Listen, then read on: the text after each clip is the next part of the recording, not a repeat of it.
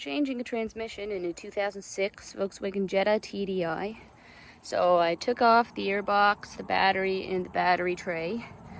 And now you can kind of see the top of the transmission. So I took the wires off the starter, and I took off this ground cable that goes on right here. And now I'm going to take off these transmission cooler lines. So with those lines out of the way, you can get at the starter bolts. They're 16mm, and as you can see, there's one right up there. And then the other one's kind of hidden. It's down in right underneath there. I'm not sure if you can see it, but it's sort of underneath the solenoid, right in under here.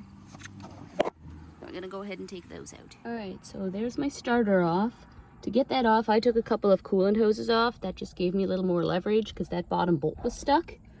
But there's actually a bell housing bolt down in there, right under where the starter went on. So that's something for later. But for now, I'm going to take my shift cable off. That goes on under there. It's right in there. And you can't see it where it's at, but it's got one of these little clips on it. So you just kind of flip this up and pull it off, and it sits on here. So that's the new transmission that's going in.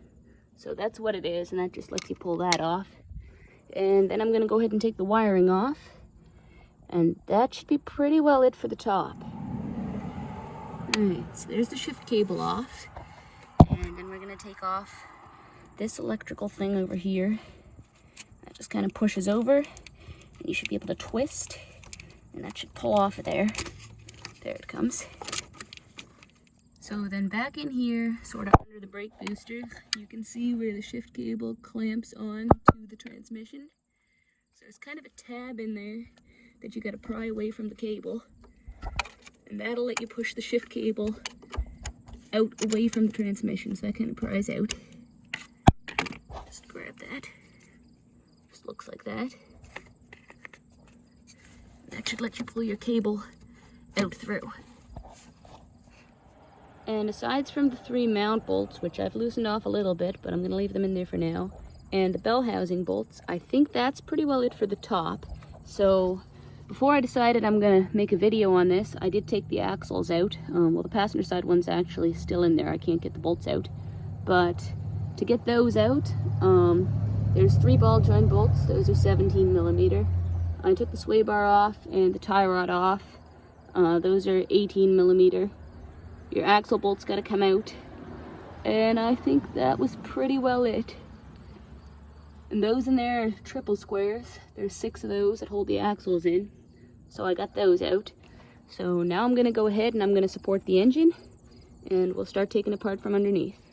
So I got the engine crane, and I got the engine supported up here on this metal bracket. I couldn't get the bolt out of the bracket, so I just wrapped the chain around it. And it seems to be holding fine. And there's another little place you can hook onto right in back here, like in between the injector pump. And it's right there. If you can see where the chain's hooked to, it's kind of underneath the air hose. So it's a little bit hard to bolt to, but I got just enough strain on that it's holding it up. So now I'm gonna go underneath.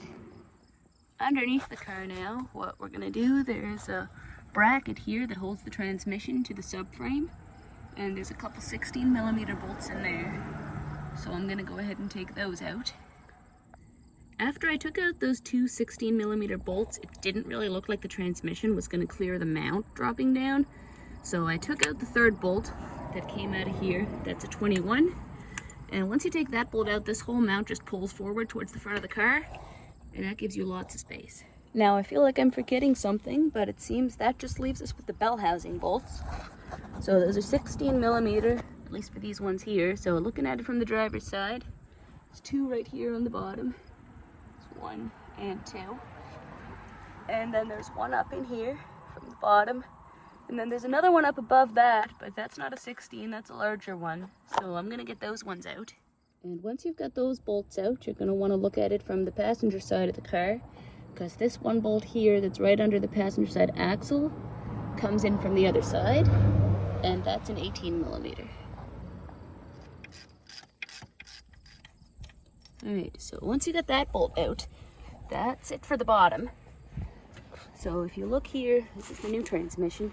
So that one came out of there. And that leaves us 2 bolts up top, and that one there is the one where the starter is on top of. So we're gonna go get those ones out.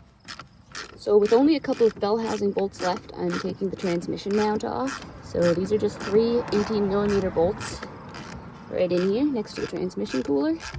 And since I've got the engine supported with the engine crane, we don't really need this. And that's all the bolts out. So I got out the bolt that was here in the starter. That was an 18. And the 2 on the top were right here and there.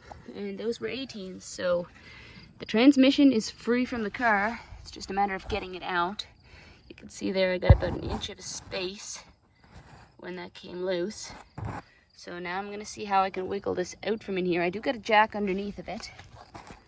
And I try to control where it drops because I didn't want to take the boost pipes out. Let me see if I can get that out.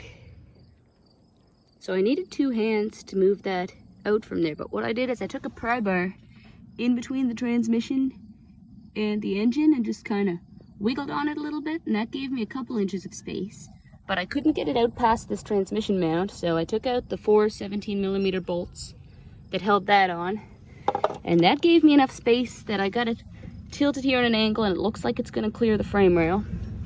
So it's still on the floor jack, and I think it's off of the pins on both sides, so I'm going to see if I can lower it down.